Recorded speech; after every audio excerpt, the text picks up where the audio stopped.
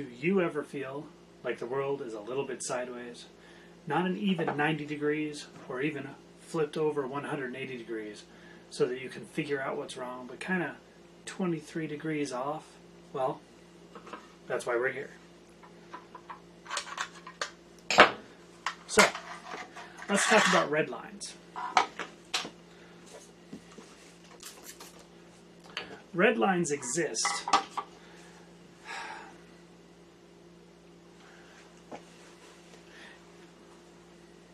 It's actually really difficult to describe red lines in an easy way. Red lines are things that keep people down. More specifically, they're the things that keep people on the bottom down. They're kind of punishments for not being rich, powerful, or successful. They're not like barriers to entry, because a barrier to entry is something where you just have to get over the barrier. These things are built and designed almost on purpose to keep you down. This isn't some kind of, oh, the man thing. I'm not sure exactly what it is all the time, but they seem to be systemic issues, and they often are very subtle. Take coin counting machines for an example. Here in Nevada, here in rural Nevada, we have a relatively poor population overall. A lot of people are on government assistance or are retired military or are just retired. A lot of rural areas are like that. People are retired, fixed income, or they're just not rich. There's a lot of expenses to living in the country. And sometimes it's a little difficult to get ahead. One of the ways you can get ahead, of course, is by saving your change, having that there as an emergency or to use for some significant purchase. And you might think it's just a little bit, but remember, a majority of Americans cannot easily recover from a sudden $400 expense. Here in rural Nevada, we have several local banks, we have credit unions, we have casinos everywhere. You know what we don't have? We don't have change counting machines.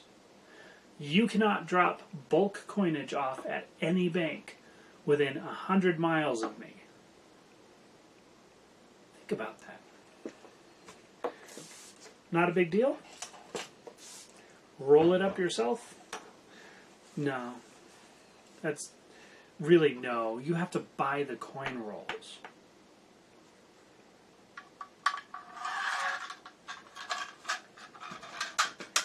Go to Coinstar? Sure. They're going to charge you 15% out of every dollar of pennies you have sitting in that 5-gallon jug for a rainy day. You get 85 cents. But only if you're poor. I don't know why it is, but the more advantaged populations in urban centers always have coin counters. Every real middle-class bank in suburbia that I've ever had change counters. Why is it that the rural banks don't? I don't know why. This is not something I can explain to you in terms of applying blame to someone. It's just one of those things that seems built wrong from the get-go. And it's part of a larger problem. I mean, a lot of people don't see the point. Why would you ever try to save money and try to get ahead when every time you do, it gets taken away from you? Coinstar is part of that. But Coinstar is not all of it.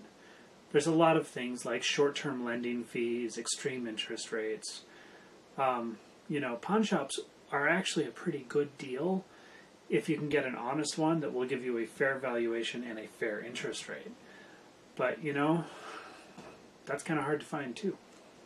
Secured credit you'd think would be okay. Payday lenders, man, the interest rate is like a bad credit card with no grace period.